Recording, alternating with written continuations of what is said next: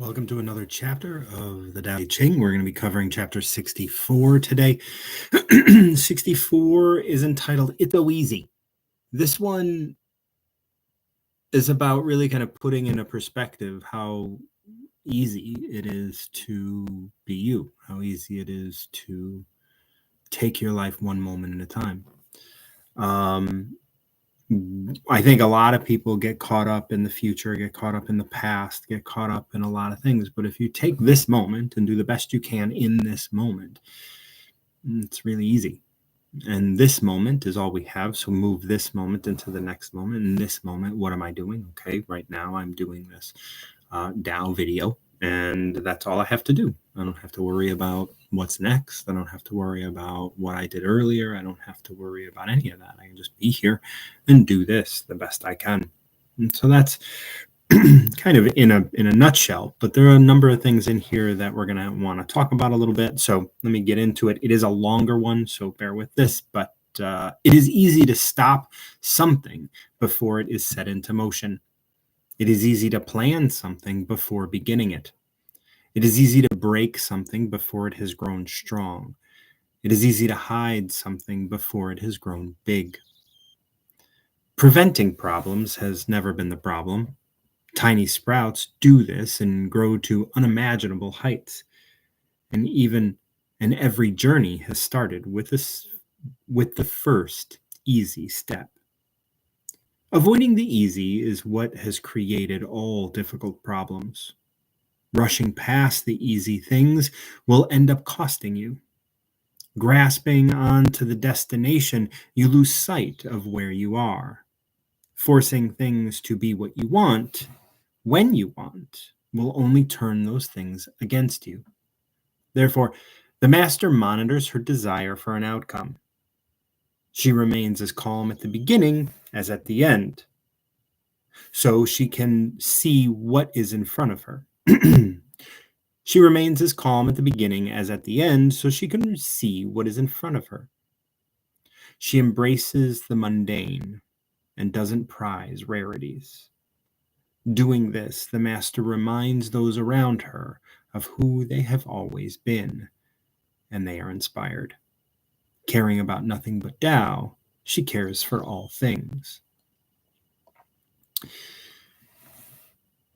If at this moment you can be present, if at this moment you can just do your best at whatever it is, then your life is going to change.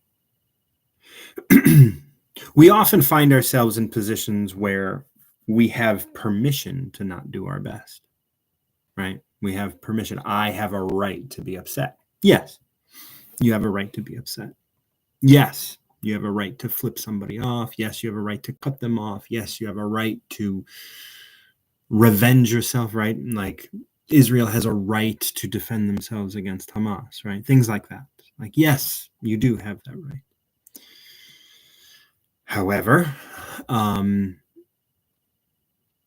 if you were to respond in the way that you want to respond when you are, when your blood is, when you get a rush of blood, is that your best? Is it? Because if it is, go right ahead. But if you can be better than that, wouldn't you want to? It is easy to stop something before it is set into motion. As someone who's come out of addiction and things, like I think about this, and once you have the thought, I'm going to have a drink, even if you don't drink that night, it's been set into motion. It's best to stop it before it's been set into motion. And the sooner you stop it, the better. So if you have a thought, I'm feeling it, I'm going to have a drink, I'm going to, maybe I could do that without somebody knowing. Boom, that thought is now going to grow deep in your head. And then 3 days from now, you're going to think it again, and then 2 days, and then 1 day, and then you're going to do it. You can't hang out in a barbershop forever without getting a haircut, as they say. It is easy to plan something before beginning it. Similar. I mean, if we want to use that same analogy of drinking, it's like, okay, if you just say, I'm not going to drink again. Well, that's an easy rule, right? And you can't go in without having that rule. Well, maybe I'll drink sometime, and then you're not going to come out of that, right? You're not going to come out of that having been sober. And that's just using this one analogy. But it is easier to plan things before beginning them. You don't want to be in the middle of a trip and then have to plan it. Of course, you can plan it by just being like, I'm going to this place and I want to engage and go to a cafe or whatever. Like that's still a plan. There's a plan in place. It is easy to break something before it has grown strong. It is easy to hide something before it has grown big. And these are things within us, right? Like you can hide something, but if you don't stop the motion, so if you have a thought and you start like harboring that thought and hiding that thought, like eventually, hello, thanks for all the love. Eventually, when we look at things within us, the story within us, like it grows within us. But this 64, this chapter of the Tao says, like, it's easy to stop something before it's in motion. It's easy to plan something before beginning it. It's easy to break before it's grown strong. It's easy to hide something before it has grown big.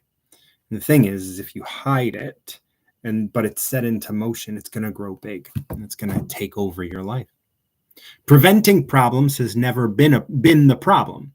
And I think this is where I think a lot of people kind of get a little confused sometimes, because it's like, they're like, well, problems happen to me.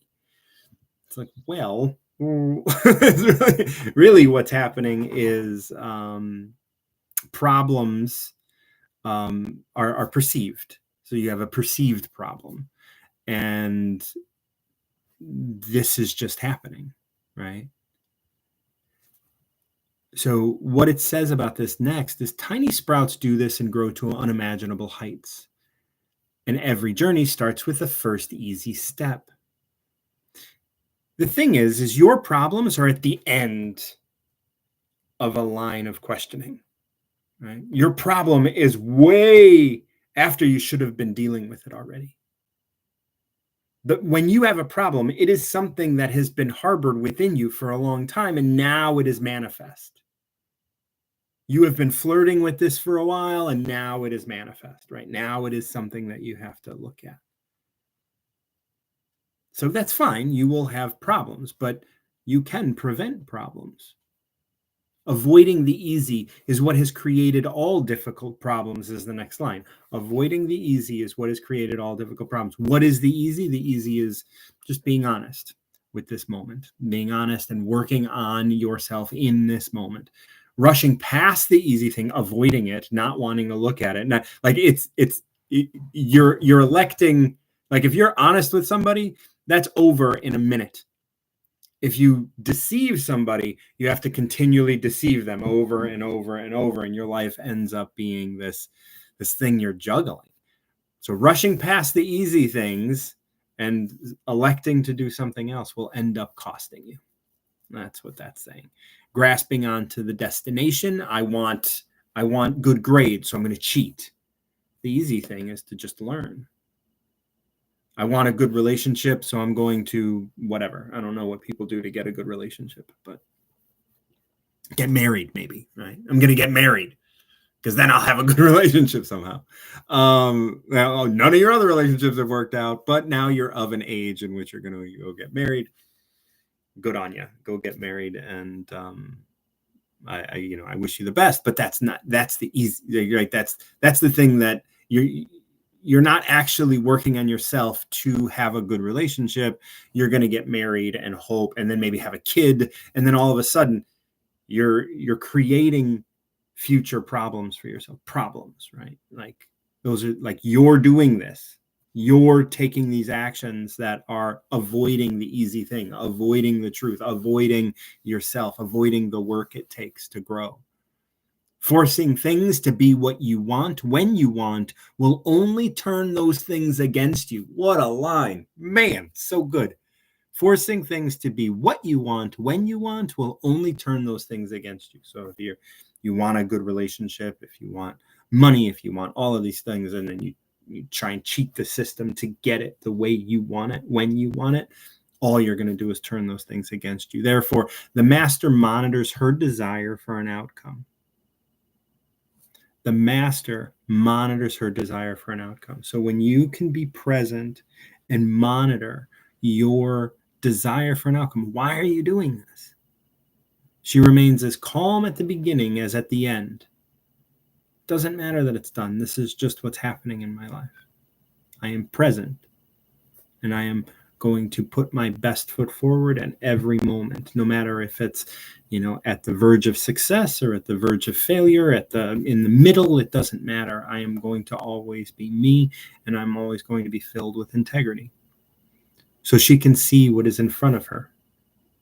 She will remain as calm at the beginning as at the end, so she can see what is in front of her. She embraces the mundane and doesn't prize rarities. And I think that's the thing that we've really lost. We don't like mundane things. We want treats. We want success, and we want all of these things, and those things are rare. And it's like, I'm going to lift other people up that have them, and now we're in a lopsided society, right? Doing this, the master reminds those around her of who they have always been, and they are inspired, caring about nothing but Tao. She cares for all things. When you can care for, I tell people all the time, I don't care. I don't care about what you think is going on in terms of the manifestation. The manifestation has nothing to offer you. I don't care. It's just a delivery method for your experience. So what is it you're really experiencing? And when we can recognize what you're really experiencing, then I can care for that. And that is Tao. Right? Everything else is just manifestation, and it's all ephemeral. Thank you so much for joining me for another chapter of the Tao Te Ching Tesfa channel. Thank you for your love. Appreciate it. And until next time, keep recovering yourself.